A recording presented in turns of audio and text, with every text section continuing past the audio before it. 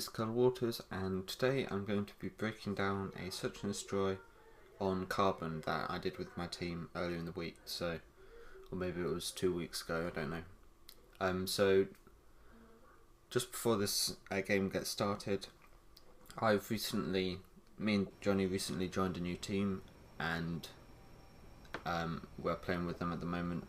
The team is made up of, well, the majority of the team is made up of me, Johnny, Tom, who's playing under GRXFT. I don't know how you say that as a word, but that's the game that he's playing under, and Neb, who was unable to play in this One Day Cup we're playing.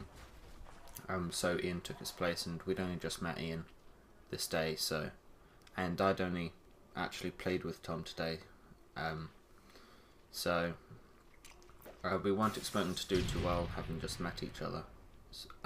But this is a gameplay from a One Day Cup we did, and for those of you that don't know, a One Day Cup is a tournament which is held by EU Esports, and it's for PS3 players in the Europe region, I guess, to play, and they're held every day pretty much. So we decided we'd have a go at one of them just to see how we'd do, and yeah, we were knocked out in the first round, because the first round is made up of 2 CTFs and 1 S&D, and we lost both of our CTFs, but we won the S&D, which is this map right here. So spoiler, I know, but we did win this one. So I'm going to start breaking this down right about now. So as you can see, Johnny is the last alive, and he's just trying to pick off the guys that, well, that's the guy that picked off Tom, so he's now looking for the last guy, made it a one-on-one, so it's that much easier for him, and he's going to be trying to wait for the guy to come and finish him off, but hopefully Johnny's going to pick him off instead. So he hasn't come, so Johnny's moving up, and he actually spots the guy and then chokes horribly, changes to his pistol for no apparent reason, and then chases the guy. Can't see him in the top of the building, and quickly checks and then starts planting the bomb. I'm going to go into third person, but because we don't have Skype and we don't cheat like that, I can't call out that he's there, and Johnny just gets stunned and picked off. So Johnny did fail a clutch, which he could have easily got there, and he did have impact, so he could have spread through the wall, but there we go. We lost the first round, and we're now going into defense, which is in my opinion, the easier of the two, because you can just wait for the opponents to come and try and plant the bomb, and you can pick them off, because you're holding the area they need to get to.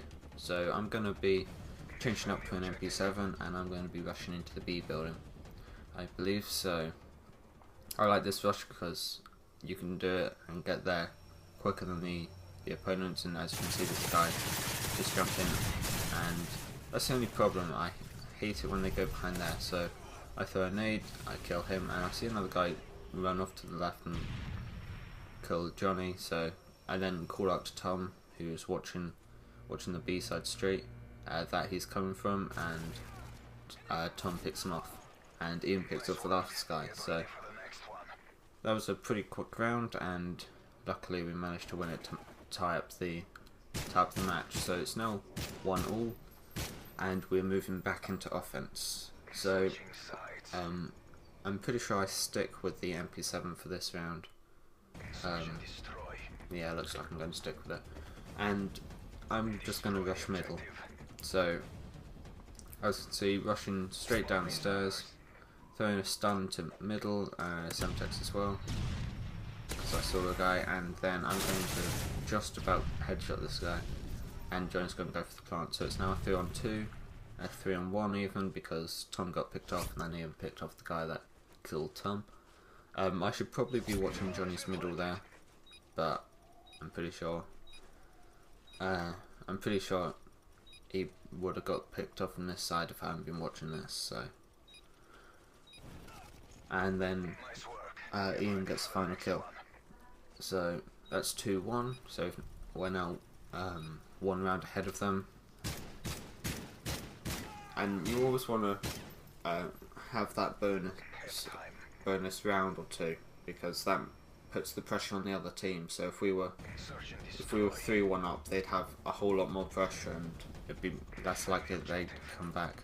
So right now I've changed up to an ACR, and I'm going to watch the left middle of the start.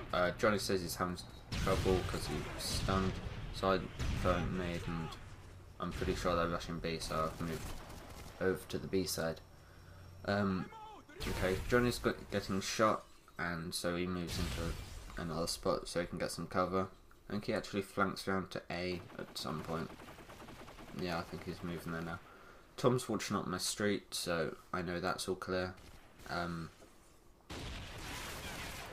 He's shooting at a guy at Snipe Nest, but I don't see him, so I don't use my nade, don't waste any shots, because I'm trying to stay here close to the bomb but not actually in the bomb area, because if I go in there with an ATR, I'm pretty easy pickings for a PP. So it's now a 3-on-3. I'm gonna be staying at B. I think Ian is still sitting behind the A bomb, and Tom is somewhere in the middle building. So I decide to push up this this side. I see a guy catwalk, just about to take him off. Some random during the game, but that's fine because he's allowed to spectate it. Ian gets picked off, and I managed to take off the last guy. So I don't know what happened to the third guy, but it is what it is, and we won that round with some awful shooting, and then it gets better towards the end. So we are now going into offense with a 3-1 lead, so they've got the pressure on them because they have to win this round. If they'd had offense, this would have been much easier for us to win, but there we go. So we have to go to them and try and win this round our own way. So I see a guy go middle, and he's just sitting there waiting for his team. Yeah, I throw a nade, don't quite pick him off, and shoot him through the wall, and then get picked off myself by a guy I did see. When I watched this back, I did see that guy in the little alley there, but yeah, but that was unfortunate. I got shot from 2 players at once. Ian here did get picked off by a guy who I'm pretty sure went up that alley, which Tom couldn't see, so he's going to look at it in a moment. That alley right there, that's the problem with sitting behind those kind of barrels there. You can't actually see if they rush up here and turn immediate right. So Tom gets stunned 3 times, doesn't know where it's getting shot from, and gets taken out. So I don't know how many people were still alive then. It was either 1v3 or 1v2, and he'd pretty much been penned in, so there was nothing he could do. So moving into this next round, we have defense, which should be easier for us, because they have to come to us and we can just sit back by the bombs. So once again, I'm going to be rushing up into the B building, and this is pretty much my favourite route on defense, because I know when they can get into here, and I'm just going to change up to an MP7. I'm pretty sure a PP is better at close range, but it's so that for the final part of the round, if I am last alive, I have that much more maneuverability. So I threw a nade at the truck trying to blow it up. I actually get the stick on the guy, which killed him, so that's a bonus. Johnny says he's no longer watching middle, so I'm checking around, but decide to lie down again. Ian picks off a guy, and then I'm just going to go back and lie down and look underneath his generators, which is a really good spot. So I thank Scamp for showing it to me in one of his videos. And so I see the guy come in, miss my shots, continue to miss my shots, so I'm all out of ammo. We're both all out of ammo. I miss the lunge, but he stops and I stab him in the back.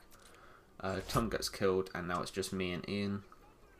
I know this guy's over by A building, but I didn't expect him to be sitting in that corner, and so I get picked off. Ian isn't in a bad spot actually for what he's trying to do. He's just trying to block the guy off, but yeah. So Ian gets picked off from the middle room because that's the only way the other guy could have gone without him seeing, and gets killed with a long range shot. So yeah, that was unfortunate. So now it's 3-3, and I'm going to be changing up once again. You don't want to change up your gun that much because then you're trying to readjust to play with that gun, and you don't play as well as if you just played with one gun and got really used to it. So so I've changed up my spot here, and this way they can't head glitch behind this thing, and it's going to be much easier for me to pick them off. I can actually see all the way across the building there. Johnny says he's got my middle, and so I've turned around. I think he's getting shot at, so I turn around again, and I can just see all the way across and tell him if anyone's coming up his back. So right there I see a guy, I call him out. So I'm pretty sure either Ian or Johnny's going to pick him up. I took some shots here, stun the guy, so that runs down the clock a little bit. So if you can stun them more towards the end of the round, because a stun lasts about 5 seconds, it's a really big advantage. So I kill that guy on catwalk. I see another guy. I hope Tom's going to pick him off, but Tom gets picked off himself. So I rushed this guy who was coming back for me, but I had the element of surprise. And then this guy's last alive. I'm just blasting some shots at him, trying to run down the clock as well, because if he tries to take me and I can just run away and dodge his shots, that's going to be a big advantage. So I've picked up the guy's weapon because I didn't have much ammo on mine, and Ian picks off the final guy. So we actually won this round, as I said earlier. Won this match actually, and so this was the second map. So I went 10-3, which is a pretty good score, but we did end up losing the CTF after this. So hope you've enjoyed, and I'll see you in the next video. See ya.